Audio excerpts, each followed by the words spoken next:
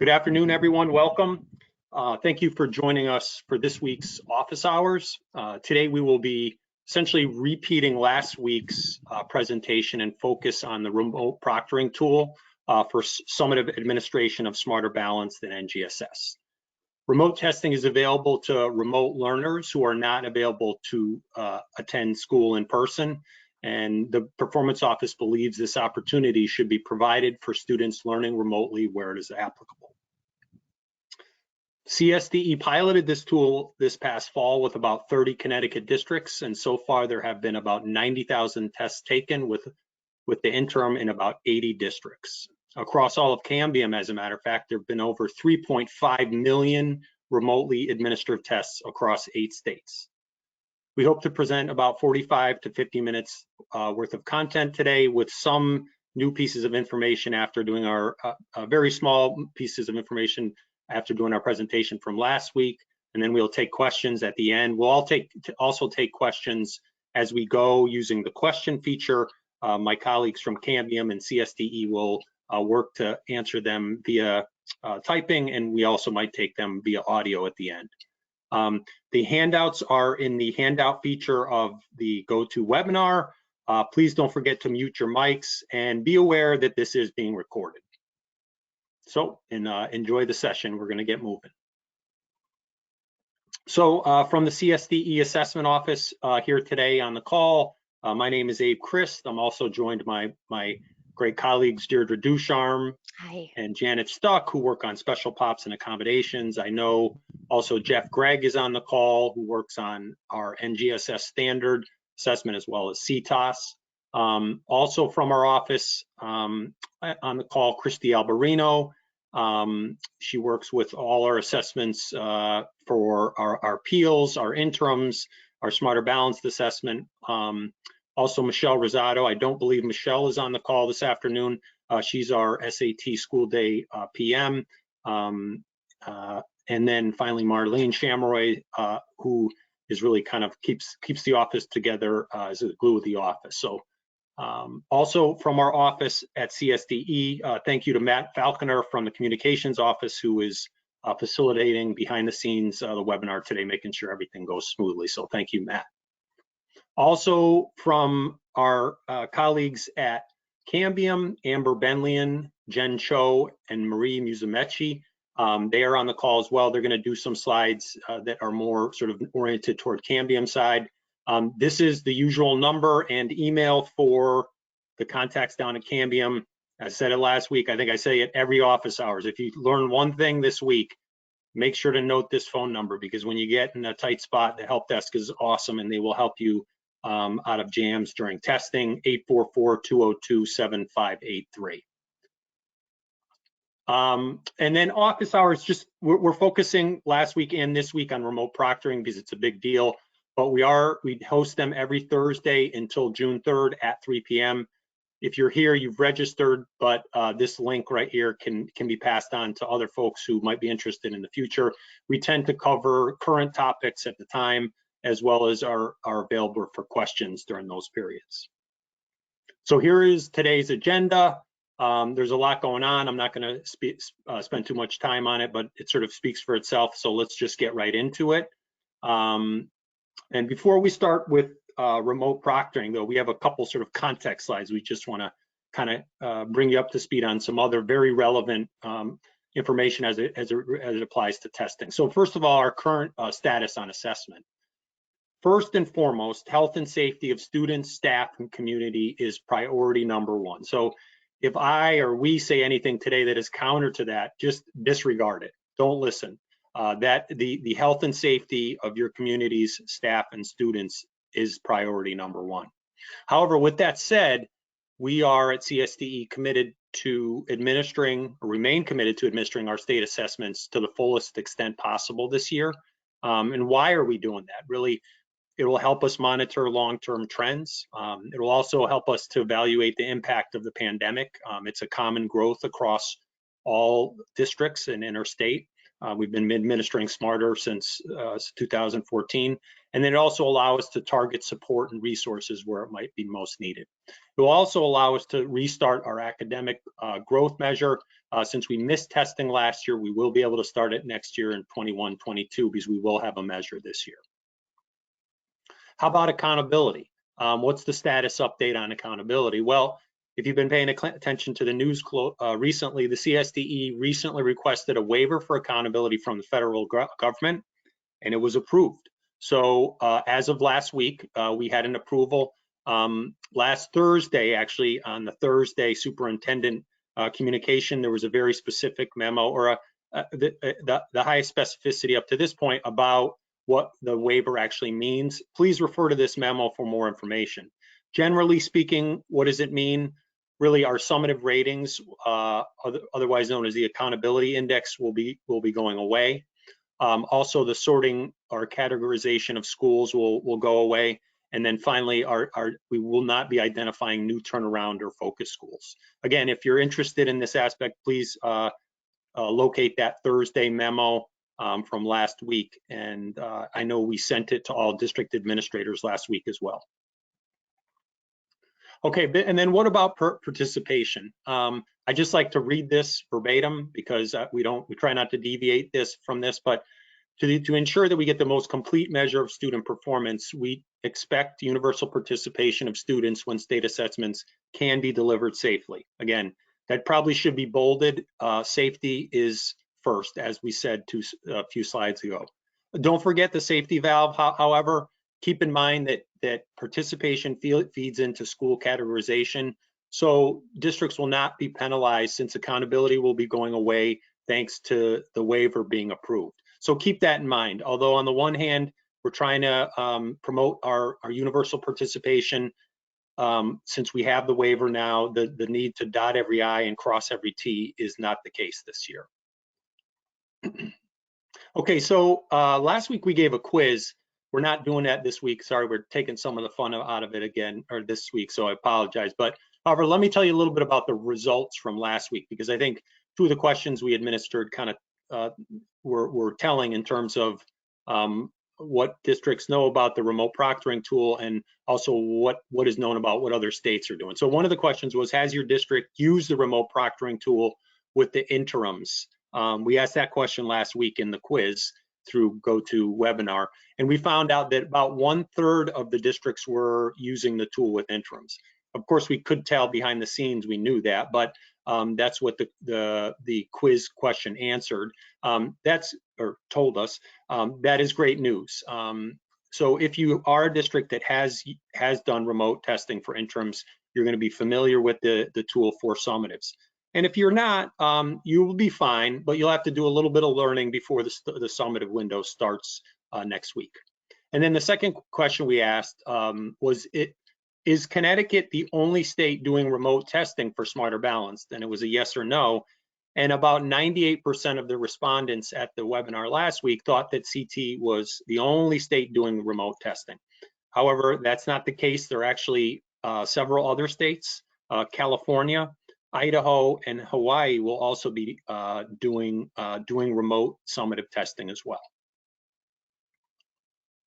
Okay, so switching gears, before jumping into the remote proctoring resources, we wanted to remind everybody about the hierarchy we've been talking about since January. The primary mode of administering the tests are still in person. Keep that in mind.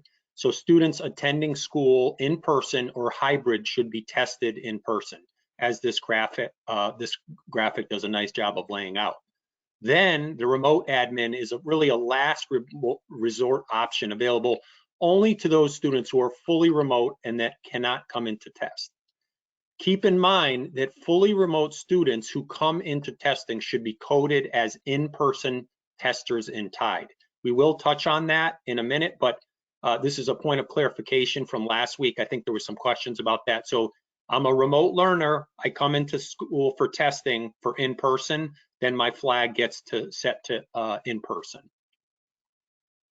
This is a text version of what I just said. I'm not going to bore you and read it, but this kind of lays out the three options clearly: who's tested in person, who's tested remotely. And then finally, what about CTAA and CTOS? There is no remote proctoring tool for CTAA and CTOS, our alternate assessments, just due to the complexity of the test design and administration. CSDE recommends that the CTOS and CTA be administered in an in-school environment. If a student is fully remote, it's really only possible to administer the test if a trained teacher is available in person to administer the alternate assessment in a one-on-one environment. Again, this would be a local determination if it's needed, but going back to that second dot point, we're really advocating for an in-person administration for CTOS and CTAA. Okay, so how about the remote testing timeline? When are we starting? Well, next week it opens, April 19th. We will be opening up the tool and you will be able to begin testing students remotely. And then of course, all testing closes on June 4th. Keep in mind that that date for LAS, we did extend our ELP assessment. We did extend the window, actually quite a bit of time. We haven't made an extension for Smarter or Science or our alternates. At this point, we're not planning to. We do listen to those of you in the field, so if things were to change, we're all ears, but at this point, it's the June 4th date. Results reporting dates have not been established yet. One thing we can tell you is reporting is going to look much, much different this year.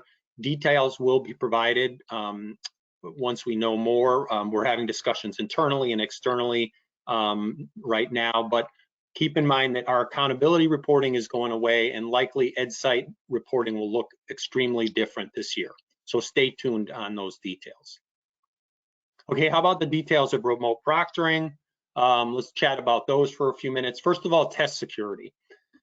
If there's ever a year, this is your test security, or test security is really equally important in remote proctoring. If just because it requires even a closer eye on students because they are far. This is a snapshot of the test security statement in the remote test administration manual. Probably not the greatest slide, but we just wanted to reiterate our testing policy. This is it is a serious matter, and this text is applied to our in-person, but also remote. Proctors should be aware of these testing protocols that are outlined in the test administration manual for remote testing. How about testing devices? All devices must have the secure browser or mobile kiosk app installed. This is required for test security. Again, we're not doing this to make your lives challenging. We thought long and hard about this over the winter, and we've decided that the secure browser or mobile app, kiosk app is needed in order to preserve testing security. We will be touching on this a little bit more throughout the presentation, but keep that in mind. That's one of the biggest issues that has come up. And then how about bring your own devices? Fine to be used as long as the secure browser or mobile kiosk app is installed. And make sure that also the student's computer has any necessary assistive technology, such as text-to-speech that may be needed. So these are the big takeaways. Again, the dot point, the first dot point, we said this actually in January at our original meetings for our district test coordinators, but we've had to make it clear again and again, and we just want to stress that again. And we're not trying to be difficult, but we're really trying to preserve our security and thus the need for the secure browser or mobile kiosk app. Okay, and how about test proctors? All test proctors should be trained. Proctors can include certified teachers, long-term substitutes, paras, and other education staff as long as they have completed local training for testing and are under the supervision of a certified administrator or teacher. Also, a test proctor, while optional, can take the remote testing training course. It's highly encouraged for test administrators, and it is only about 30 minutes. The course and this course and all other relevant training materials are on the Connecticut Comprehensive Program portal. And then finally, you shouldn't forget about the remote proctoring test administration manual. That's also critical for training. In years past, we found that test administrators have grown so familiar with the manual that often the details aren't read closely. We really encourage you to read the details in the remote proctoring test administration manual because many things are different. Okay, so those are some of the high-level policy details. I'm going to turn it over to Amber Benlian from Cambium Assessment, who's going to touch on a little bit about how students become eligible for remote proctoring. And then after Amber, Deirdre will cover some other details of remote proctoring. So Amber. Hi, hello, and good afternoon. I will be covering the next two slides of the presentation. The first one is setting student remote test eligibility. This evening, all student remote proctoring flags in TIDE will be reset to no. Starting on April 16th, which is tomorrow, both school and district level users, which are the DA, DC, and SC user roles, can set the remote proctoring flag in TIDE for any student who will take the remote summative assessment. The screenshot on the right-hand side points to where the remote proctoring flag is located in the TIDE system.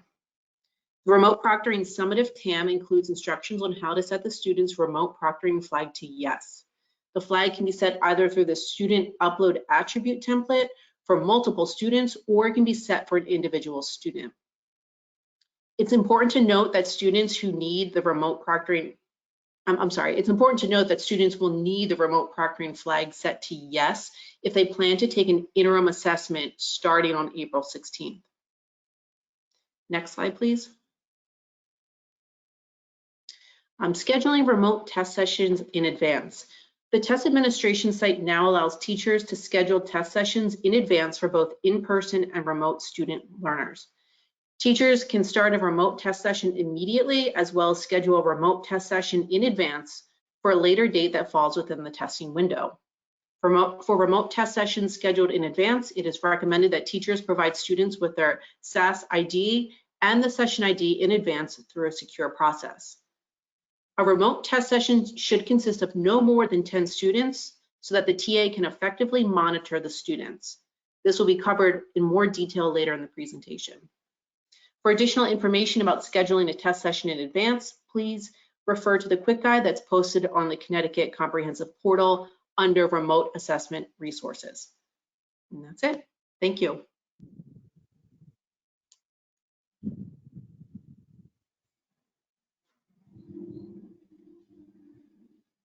Thanks, Amber. I'm going to turn it over to Dee now to touch on designated supports and accommodations. Dee? Great. Thanks, Abe. Prior to testing, all embedded and non-embedded designated supports and accommodations must be activated in TIDE. Some students may need the provision of non-embedded supports or external materials to access the Smarter Balanced or Next Generation Science standards remotely. For example, you may have a student that requires the use of magnification or a handheld calculator for NGSS, or perhaps you have a student that requires the use of simplified test directions. An example of a non-embedded accommodation might include the need for an abacus. An example of a non-embedded accommodation may also require taking time to determine which of your students require those non-embedded tools, supports, and accommodations. We recommend that districts work locally with their teachers to identify those students that require the use of non-embedded tools and accommodations and determine a way to provide those materials to the students prior to testing. We want to make sure that our teachers are in compliance with students that have specific needs identified in the IEP or Section 504 plans as well. So make sure that you take time to make these determinations before you begin remote testing. Additionally, your teachers should work with their students on a practice test to try out the use of the universal tools and designated supports so that students know how to use them and have an opportunity to try them out. For example, we have a number of students that use the embedded text-to-speech designated support, which is the reader of test items.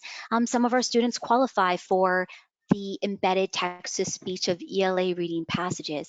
And what we need our students to know is that when accessing this technology, that the system is not going to automatically begin reading those items or passages to students unless they are activated beforehand by the students. So again, this is an example of what we would want our teachers to do alongside their students in a remote session to make sure that students know where on their computer screen to activate the taskbar and to turn on the text-to-speech function for these students. Additionally, for students who use the speech-to-text accommodation, we want our students to have an opportunity to know which items allow for this speech to text, where to activate the microphone icon, and have an opportunity to practice with it beforehand. Students' use of the practice materials will give them an opportunity to show them how to navigate and use the supports and accommodations, creating greater independence and confidence. Next slide, please.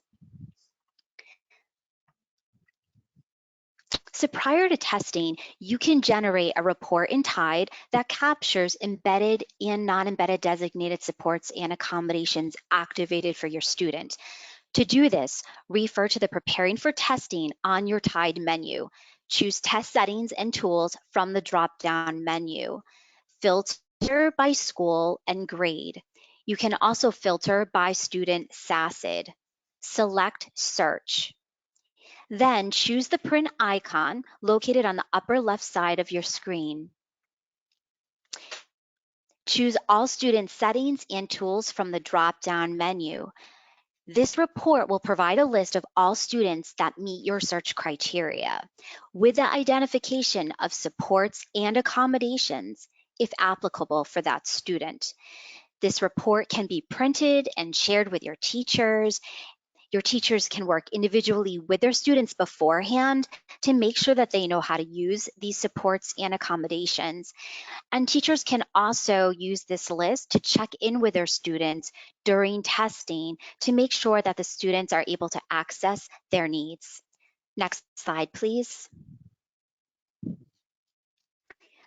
Additional required sources, such as the use of scratch paper and a writing utensil, is necessary during each remote summative assessment. The Smarter Balance English Language Arts Listening Assessment requires the use of headphones. Headphones may also be necessary for your students who use the text-to-speech function. While certain tools, such as the Desmos calculator for NGSS and the periodic table, are embedded within the test delivery interface, some of your students may require the use of a paper copy. We have a Spanish and English version of the periodic table available on the portal under the Accessibility and Special Populations page. You're welcome to download, print out these materials, and make them available to those students who will require a hard copy at the time of remote testing. When the embedded Desmos calculator is not suitable for a student participating on the NGSS, the provision of a handheld battery-operated calculator may be appropriate.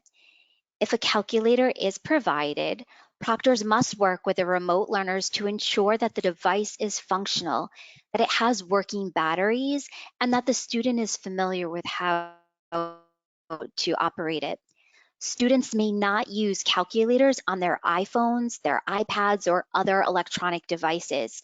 Refer to Appendix A of the assessment guidelines to help your students plan appropriately. Students may not use the use of a held hand calculator on the remote Smarter Balance Mathematics assessment. The embedded Desmos calculator is available for Math Segment 1 and the Math Performance task in grades 6 through 8. Again, it is strongly recommended that school districts establish a systematic process for determining how these materials will be provided to remote testers. Refer to Appendix E of the Remote Proctoring Test Administration Manual for details. Next slide, please. Use of a secure classroom management system such as Google Classroom to prepare remote testers for testing is recommended. So to use a system like this as a means for providing students with access to the session ID, their SAS IDs, as well as any other information that may be important for students to know at the time of testing.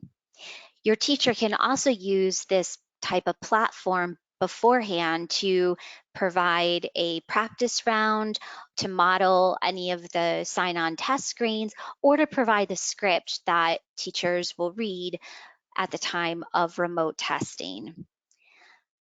And speaking of scripts, the teacher is required to read the script that's published in our remote proctoring test administration manual.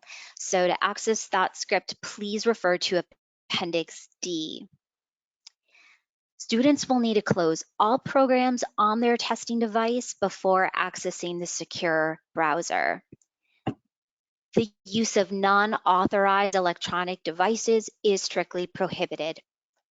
And students may have access to allowable resources. So again, their scratch paper, their writing utensil, or for students who are eligible for non-embedded designated supports and accommodations, those materials may be accessible at the time of testing. And in fact, in most cases, they should be. So if you have students who require the use of assistive technology, that would be an example of an appropriate external device that's available at the time of testing. Next slide, please.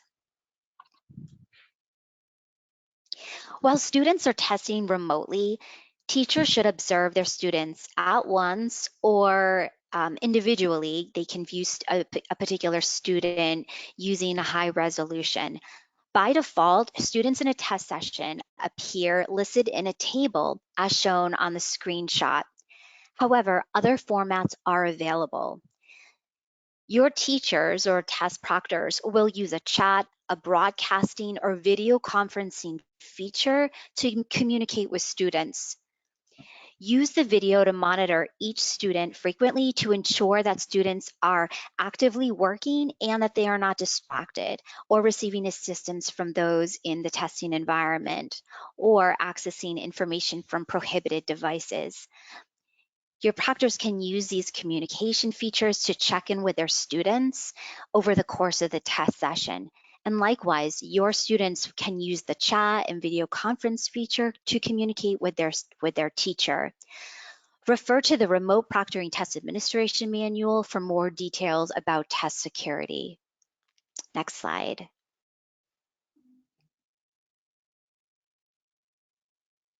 Once a remote session has started, and students have joined, teachers will communicate with all students at once using a broadcast feature on the test administration site. Broadcasted messages to students pop up automatically as announcements on each student's screen using the embedded text-to-speech technology as announcements on the student's screen. So students don't need to do anything specific for these messages to appear. Remind your proctors to keep their messages brief. For example, your teacher may use this broadcasting device to tell teachers that there are approximately 10 minutes left in a test session. Students can respond to their teachers using this communication method. Text message can be sent from the student to their teacher, and the message appears only on the teacher's screen, not the screens of students in the test session. Teachers can also start a one-on-one video conference with one student at a given time through the test administration site. During a video conference, teachers can see and hear the student, and if the teacher allows, the student can see and hear the teacher. Students can also share their test screen with their teacher using the screen sharing feature. Though teachers can't provide content supports for any questions that a student may have regarding a given test item, the teacher certainly can provide technical guidance using this screen sharing feature. As a reminder, teachers should be cognizant of the time allocated when using these communicative features, excuse me. Next slide, please. Okay, Abe's now going to take some time to walk you through some commonly asked questions.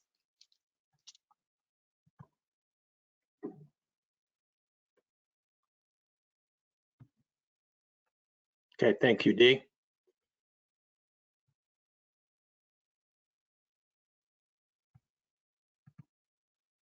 So we're going to go over some, as Dee mentioned, some key policy questions for remote proctoring. First of all, can I start a test session in one location and complete the test session in another location? Yes, for Smarter Balanced, you can cross locations on test settings. However, the answer is no for NGSS, as there are different forms across the mobile, different forms across remote and in person. Testing should be completed in the mode that was started for NGSS. If a student moves from remote to in-person testing, be sure to update the remote testing field to no in TIDE.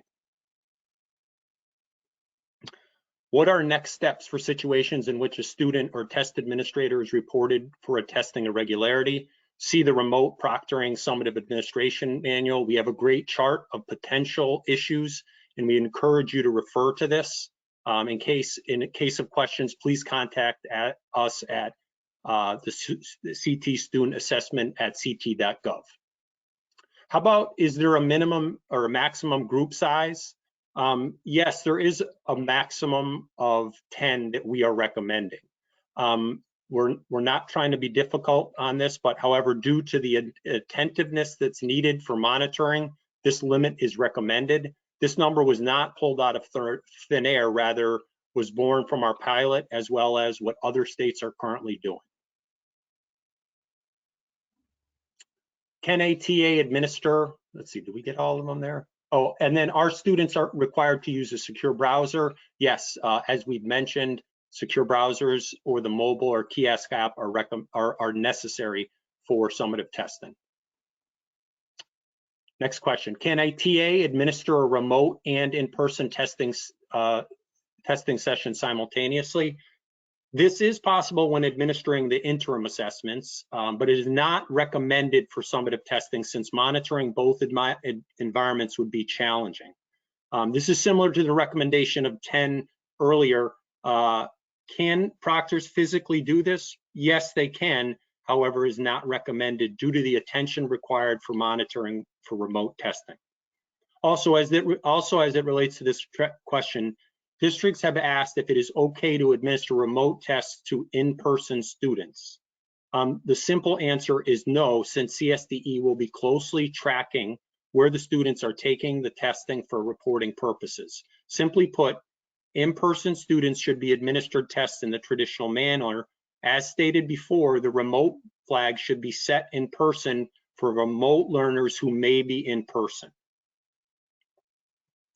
And does anything need to be activated in TIDE for students to be able to access a remote assessment? As was previously stated, yes. And then third question here, how will students receive scratch paper, graph paper, periodic tables, and so on and so forth for testing? We are not prescribing we're not prescriptive regarding the method of providing these materials. And they should be still provided as articulated in the remote test administration manual, but we're not being prescriptive about that. Okay, next question. How can a teacher share session IDs and student SACIDs in a secure manner? This is a question that was often asked early on. They should not be submitted via text or email. However, this teacher should use a secure platform like Google Classroom to post student SACIDs. Keep in mind that the session ID is not secure, so that information can be shared via email or text at the time of testing. There has been some confusion on this point, up to this point, so please note that the session ID is not secure. And then, is there any recommendation when to stop testing if there are multiple technology or administration issues? Again, this has come up. We understand this year is a challenge. We are not recommending a specific time. However, we recommend that districts use their judgment at the local level. Keep in mind that now that the waiver is in place, there is somewhat of a pressure release, as I said before, in situations where there might be significant challenges. We recognize that valuable instruction might be being lost at that time, and if you have to move on, we understand. Okay, I'm going to turn it back over to Deirdre, who's going to touch on some of the resources for remote testing. Deirdre? Great, thanks, Abe. Thank you. There are a multitude of resources available on the portal to help support you and your test proctors, as well as your students and families at home. So to access these materials from the portal, Abe, next slide, please. To access these materials from the portal, you're going to select the Resources tab from the top header as indicated on your slide. When you select Resources, you're going to have a drop-down menu, and towards the bottom of that menu, you're going to choose the Remote Administration option.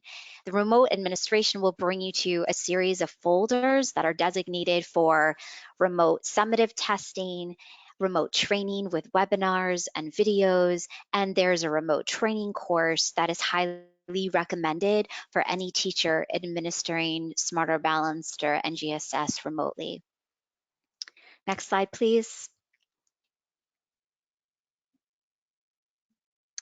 To access the quick guide for technology coordinators, this particular document does provide, it's actually similar to our other technology manual for Smarter Balanced in-person testing. However, this specific document does capture some important considerations to ensure that the teacher's device as well as the student's testing device has the appropriate technology and hardware, that certain components of the student's device does work, the functionality does work. So when we talk about accessing the communication tools, the video, the chat, the conferencing, etc., the technology coordinator manual will outline those specific criteria and steps to make sure that everything is properly functioning on the teacher and student's device. There's also some recommendations in this manual about testing the bandwidth on the teacher's device, as well as running a test to make sure that all remote testers will be able to participate, given the fact that there may be some limitations with bandwidth. So this allows the opportunity to try things out before you conduct a live remote session. Next slide, please. The Remote Proctoring Test Administration Manual is a required resource that outlines the key policies, protocols, and communication features for testing. It includes proctor scripts that must be provided by the teacher at the time of testing. The user guide for teachers administering Smarter Balanced and NGSS summative assessments remotely is optional but recommended, and it provides teachers with the key steps and an overview of the communication features for remote testing. It can be paired nicely with the remote training proctor course.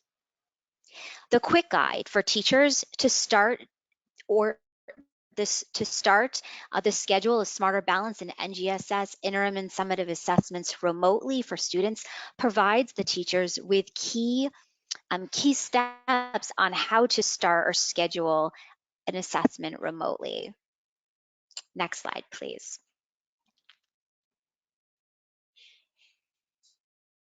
Okay. The FAQ for educators is a frequently asked question resource with answers for commonly asked questions for educators. And if you've reviewed this resource over the past week, just note that we have since updated it yesterday to account for some new information that essentially was a basis from last week's office hours. So consider this FAQ a living document, and we certainly will update it with any new information that comes about, not only following these office hours, but as you encounter and begin administering your remote assessments, your experience may provide some good information that we can share with other districts throughout the state. The remote testing training course is highly recommended. It takes approximately 30 minutes and provides teachers and test proctors with general guidance on remote testing from start to finish, with an overview of the communication tools used by teachers and students. And finally, the remote testing consideration for non-embedded universal tools, designated supports, and accommodations provides school administrators and teachers with information regarding students who may need the provision of external materials to access the assessments during a remote test administration. Abe, you can take it away. Yep, thanks, Dee. So I think we said we'll wait until the end to take questions, but let's depart from the agenda for a second here, because there are some good questions that have come up before I finish off with the resources. Dee, thanks for starting those off too. So first question is about can a student be marked as a remote tester and still be able to take an assessment in person? Again, we're asking for reasons, for reporting reasons, for psychometric reasons. If a student were to switch between remote and in person, that the correct mode is indicated in TIDE. So in this case, if that should be indicated. The remote tester who was set should then be noted as an in-person tester. Then there's another question that says, can you repeat that clarification from last week's webinar to the one today? That's what we wanted to clarify, because there was some last week based on questions that we had gotten, that if there was a remote student that came in, should that student be tested still left as remote and TIDE? And the answer would be no. Basically, the setting of the testing should really drive what the indicator is in TIDE. And Abe, then there's a do you want to? Abe, do you just want to clarify do you want to clarify NGSS though? Because we do have some very specific recommendations as to how students test in their learning environment once they start in NGSS. Sure. You mean because of the different forms? Yeah. Yep. Yeah, you can go for it, Dee. That's fine with me. Okay, thanks. So just to add on to the notion that students may start in one environment and move to another testing environment, just keep in mind for science that we have the remote assessment for NGSS is a different form than that for in person. So we want to make sure that if you have a student who starts science remotely, that they finish that assessment remotely, or vice versa. If you have a student who begins science in person, let's say that occurs, but then something happens and the student ends up being remote for a brief period of time, you might want to hold off and having that student finish science until the student can return to in-person learning. If there is a switch and a student begins with one environment and transitions to another, then that would require the submission of an appeal in TIDE, and the student would have to take a new science form. So we really want to minimize that. So again, just be conscientious about how your students take their science and make sure that they, from start to finish, that it's consistent with the test environment that they begin that test. Yeah, thanks, Dee. I appreciate it. That, yeah, as if you need that in writing, I know that that was part of the Q&A earlier on I think it was the first policy question and answer, and it is a important distinction. I think we've touched on it several times. Dee touched on it. We touched on it before, that they are different forms, so you really have to finish in the same form. So sticking with the questions, similar. I guess Jen, you answered that one. Similar to PSIS. To TIDE, is there an overnight process needed for a student to be able to test remote? you can set this. It's not connected to PSIS. You can set this yourself. So if you set it one day, it's going to be basically instant.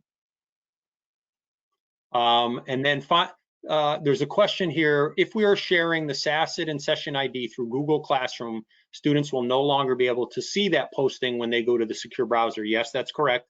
Any suggestions beyond having the students copy the info on paper and then typing in once the secure browser is open? Yeah, that is a tricky riddle that is presented to the students in terms of transferring that data. I think that's an excellent suggestion. We are putting out a video in the next few days. In fact, it might be posted. It should be posted this week in terms of some suggestions to help students kind of bridge that point in which they open the secure browser and then they approve the test and they appear back in your sort of your oversight or your monitoring. So, but again, in terms of writing it down, I would say that's a good method to transition that. Okay, so I think we've touched on all the questions. So I'm going to continue back through the presentation. Please type them out. We'd love to hear them. We like to see the interaction here. Just type the questions into the question box and we'll try to hit them up. We're doing our best to take them on the fly. So if they're not eloquently, perfectly answered, we are doing this stuff on the fly, but we will take anything, and if we don't know, we'll get back to you. So enough with the questions. Getting back to the resources. So what resources are there available for parents and guardians?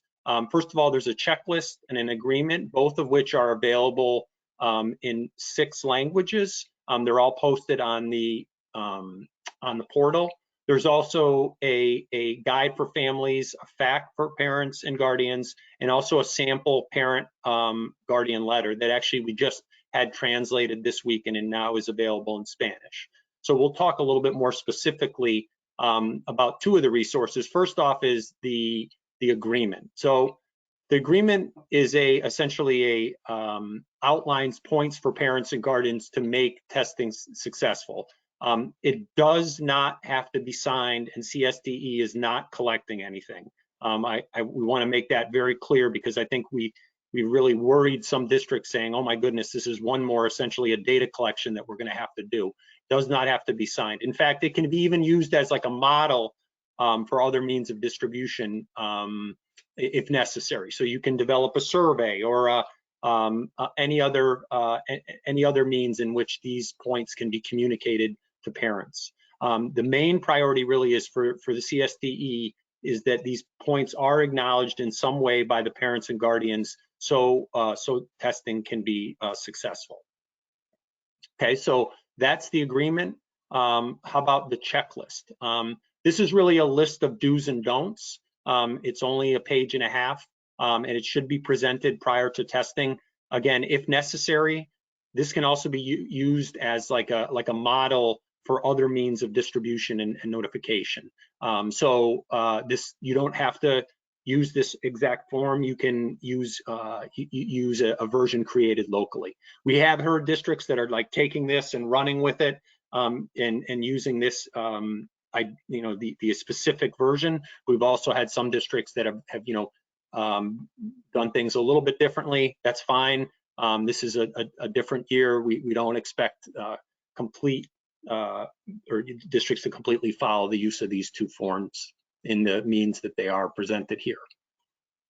Okay, and then as I mentioned before, the guide, the students, families, summative remote guide. This is a big guide. It's probably about 50 pages. Actually, don't quote me on that. I'm not sure. I've forgotten what the exact length is, but it's a longer guide, so we don't expect you to distribute it, but you can kind of borrow points. It might be helpful for you to know this is available. Even some parents might be interested in reading the whole thing.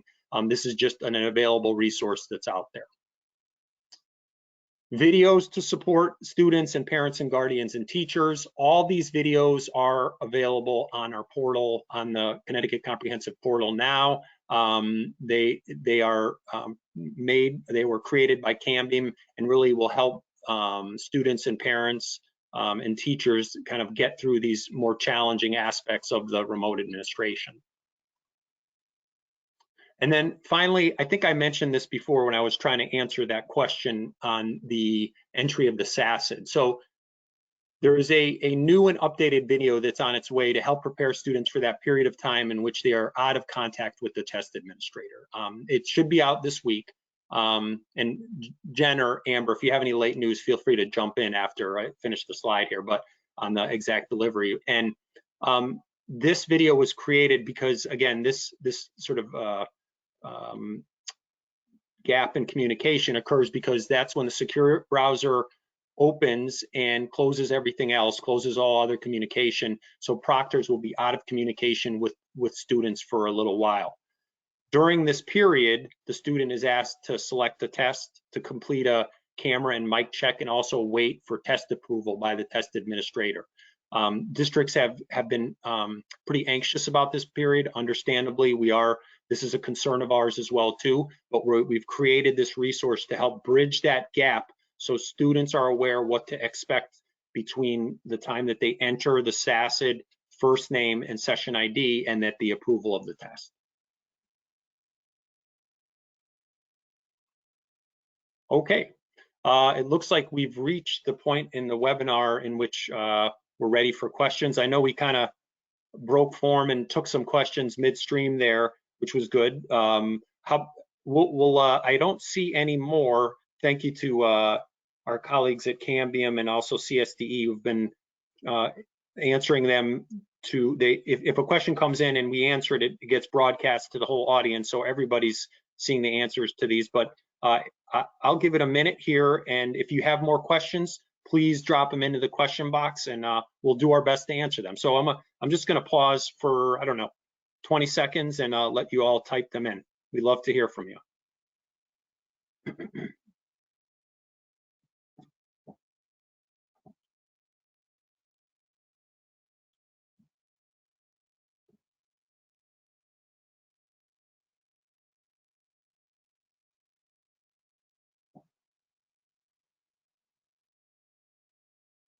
I think a good question came in then. Again, we've said this a number of times, but the question was, are students, and again, you probably can read this as well, but are students all marked as in-person unless changed to remote, or do we need to mark people as in-person or remote? So as we've covered several times, starting tomorrow, all students will default to in-person. If a student needs to take the test remotely, you will need to update the remote flag and tie.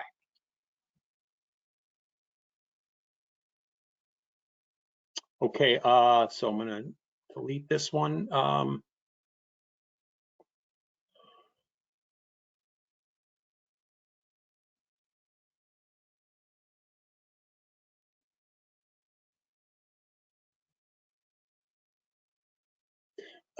Jen, Amber, I'm gonna ask you this one. Maybe you can help me out a little bit for this one, and I don't know if this is so since students are marked as in-person, remote, and tied, why does actually I can take this here. Why does a test examiner also need to identify the session as in-person or remote? Because the test examiner really can do either. They can decide to do an in-person one today and a remote session tomorrow. So that's a little bit different. So yeah, I guess and then the follow-up question to that question was, does it matter? Yes, it matters. Yeah. Yeah, and Abe, just to add to that, the remote session for both the proctor and the student flag really does dictate that the camera and the chat features and all that stuff are going to be on for this test session, which is why it's important that both student and the teacher flag the right sessions so that we know when to turn on those chat features and when to not make them available. Thanks, Jen. All right, that's it for questions, but we'll wait here for a minute still. Again, as we're waiting, if you need the handouts, they are available in the handouts section here. We will likely be posting this session to our on our office, our training page of our main student assessment page on CSDE. So it will be coming. Okay, so here's another question that came in. Oh, compliment too. We'll take that too. Thanks so much. Thank you very much. Thank you to you all for attending. We appreciate the kind words. But the question, many of our remote learners have agreed to come in person for assessments such as PSAT. Can we invite all of our juniors in for NGSS and only offer remote to those who decline? Yeah, so again, I'm going to go back to the hierarchy. Students who are in person would be in person tested. And then the next sort of section of the hierarchy would be offering those students who are remote an in-person administration with the hope that they would come in like they did for PSAT and SAT. And then if students cannot come in for, they might have good reason, a health reason, health concern, then they would be offered the remote administration. I think that answers your question. Okay, we have 3 more minutes on the board. We'll take any more compliments or questions. Again, we appreciate you attending on a, for some of you, probably a vacation week this week. I know we had over 300 people or about 300 people attend last week, and I know this week was not as robust of an attendance, and I know many of you are on vacation. We really appreciate you making the time. We hope this will be helpful. When will this webinar be available to view again? It generally takes us at least a day, so I would check. Well, what I'll do is we'll try to get a list of you and send it out. And again, I say try because I think we can pull a list just for this webinar, but that's not guaranteed. But what we'll definitely do is have it posted on our website. And if for the person who asked, if you get anxious to get it, feel free to email ctstudentassessment@ct.gov and I'll point you to the right place. No problem.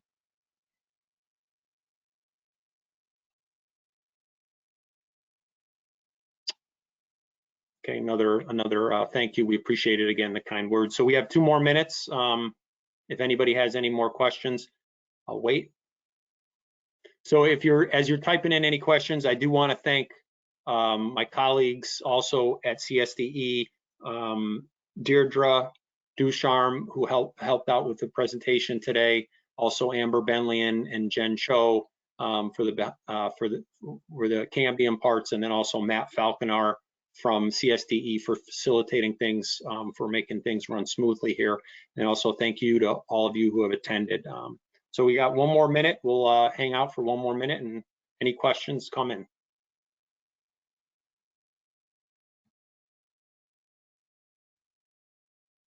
Any of my colleagues have any final words they want to jump in? Did I say something wrong, or you want to add to it? This is actually just a reminder and an invite to certainly reach out to us as you're perusing the materials. If you have questions or as your teachers are getting underway with remote testing, let us know what works. Let us know maybe where some of your challenges are, and never hesitate to reach out for support between Cambium and your colleagues at the Connecticut State Department of Ed. This is a partnership, and we have your back, and we certainly appreciate all of the time and energy that you put into the work that you do day in, day out with your students. So thank you. Thanks, Deirdre.